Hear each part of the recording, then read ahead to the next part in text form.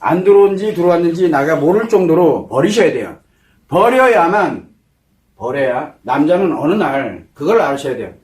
이놈이 1년이 될지 2년이 될지 모르지만 어느 날 있다가 문제가 생기면 틱 돌아봐요.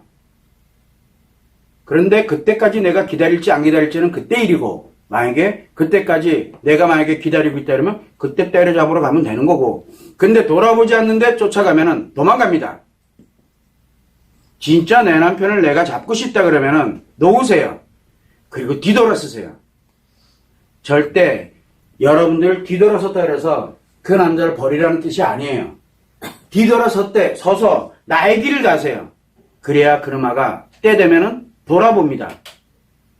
돌아보는 날이 반드시 온다니까요. 그게 얼마 만에 올진 저는 잘 몰라요. 그런데 만약에 내가 가고 있는데 이게 안 돌아보는 거예요. 그러다 삐리리 이렇게 되면은 그냥 거기서 살면 돼요. 그때는 돌아올 것도 없겠지만, 지금 무슨 얘기냐면 내가 살아가는 행복이 가장 중요하다는 얘기예요.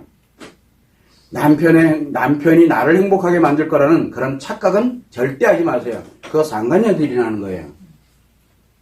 상간녀들은 그 남자가 나를 행복하게 해줄 거라는 그 착각 속에 빠져가지고 미쳐서 그래서 날뛰는 거예요. 대신 몸을 줘야 돼요. 그래서 여기 이 중에서도 남편을 어떻게든 잡아보려고 성적으로 하는 사람들 있을 거예요. 그게 상간녀들이 하는 일들이에요. 그러니까 하지 마세요. 아내들은 그렇게 하는 게 아니에요. 차근차근.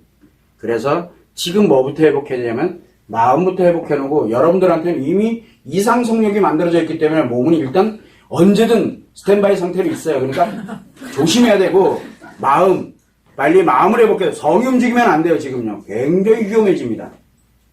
그래서 그것만 참고로 해요. 성이 움직여버리면 마음이 다 무너집니다. 그래서 가능하면 여러분들이 남편한테 맞추는, 남편을 어떻게 하려고 막 그러면 그럴수록 지금보다도 훨씬 더 많은 시간이 소요가 됩니다.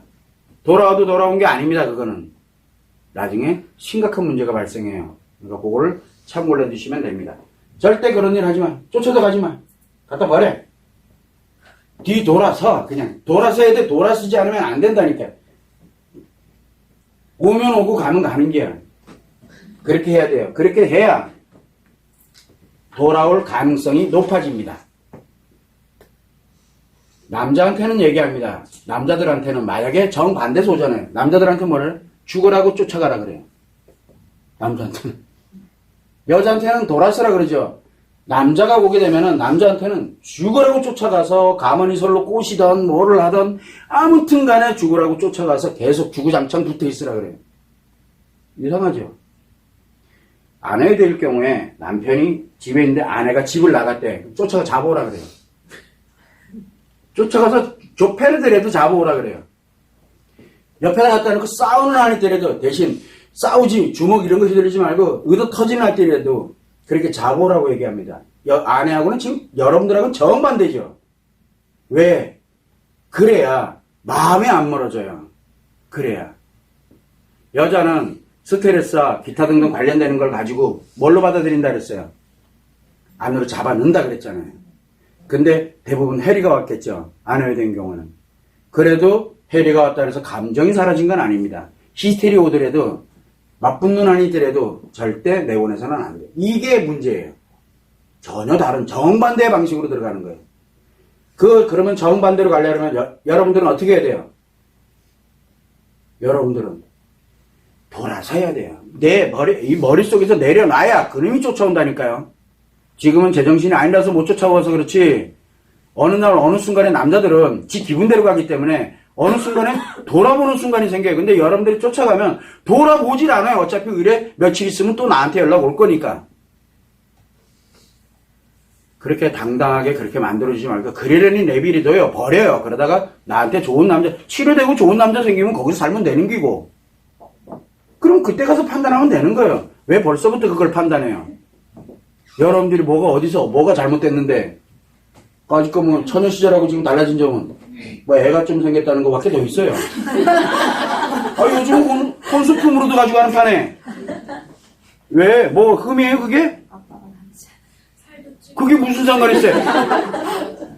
자, 항상 생각해야 되는 게, 아이들, 제가 이 포럼에서도 얘기를 많이 합니다.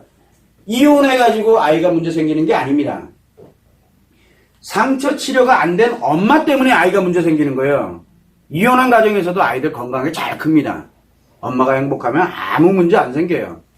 그런데 이혼하고 난 다음에 엄마의 상처 치료가 안 되다 보니까 아이들, 이게 하나가 채워지지 않으니까, 예를 들어서 아까 얘기했지만 여기에 남자, 아이, 만약에 근데 이 남자를 만나고 아이는 별 볼 일 없어. 그러면 이 남자랑 문제 생기면 이날 이 아이 뒤집니다.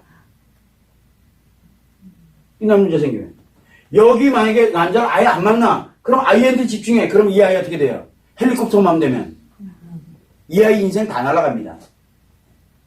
이게 왜 편모 가정에 관련되는 부정적인 인식을 갖고 있느냐? 바로 이혼했기 때문에 그런 게 아니에요.